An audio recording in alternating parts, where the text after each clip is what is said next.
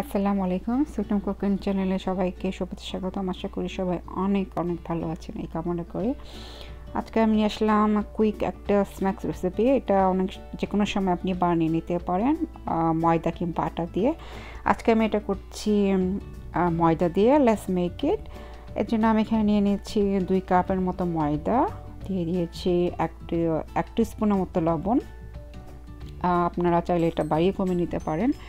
আরও দিয়ে দিচ্ছি পেঁয়াজ, ধনে পাতা, কাঁচামরিচ আমি একটা দিয়েছি। এটা টোটালি অপশনাল, বাচ্চারা খেতে চাইলে আপনারা না দিতে চাইলে কম দিতে পারেন।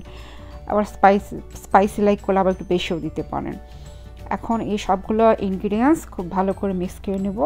আর সাথে দিয়ে দিচ্ছি আরও 1/2 টিস্পুনের মতো হলুদটা খুবই অল্প দিতে হবে, কারণ হলুদের বেশি দিলে কালার কিন্তু খুবই ডার্ক হয়ে যায় এবং সব হলুদ একটা স্মেল চলে আসে।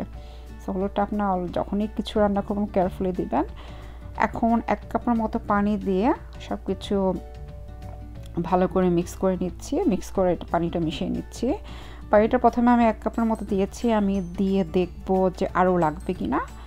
So first let's make with 1 water mix everything.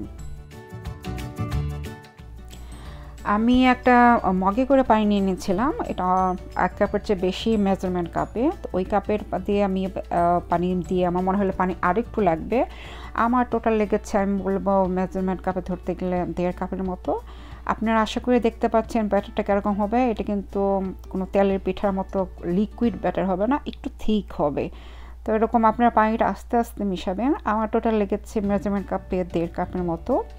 আর আমি এখানে আগেই চুলায় তেলটা গরম করতে দিয়ে দিয়েছিলাম, যে যখন মিক্স করতে থাকবো তেলটা যেন গরম হয়ে থাকে, বা দিস টাইম তাহলে আমি ফ্রাই করে নিতে পারবো। আর এখন আমি সেই মিক্সার থেকে 1 টেবিল চামচ করে ব্যাটার ঢেলে দিচ্ছি এবং এগুলোকে সবগুলো ভেজে নিব। এটা খুবই একটা ইজি রেসিপি। আপনি যদি মনে করেন অনেক সময় মেহমানরা আসে, চটজলদি কোনো কিছু আইডিয়ার কোনো কিছু খাবার না থাকে, চটজলদি আপনি এটা বানিয়ে আপ্যায়ন করতে পারেন। সো আমি এখন এগুলো সবগুলো আমার দিয়ে দেওয়া শেষ এবং সবগুলোকে ভেজে নিব। আপনারা আশা করে দেখতে পাচ্ছেন কালারটা চেঞ্জ হয়ে আসছে, ক্রিস্পি কালারের মতো দেখা যাচ্ছে। তা আপনারা দেখতে পারবেন যখন এরকম কালারটা চেঞ্জ হয়ে যাচ্ছে, ক্রিস্পির মতো ভাব চলে আসছে, সেই মুহূর্তে এক্সট্রা তেল ঝরিয়ে সবগুলোকে তুলে নিব। তেলটা যতটা সম্ভব এক্সট্রা ছড়িয়ে নিব। আমি একটা পেপার তেল রেখে দিচ্ছি যতটা সম্ভব যেন তেলটা ছড়ে যায়। এইভাবে বাকিগুলোও দিয়ে আমি ভেজে নিব।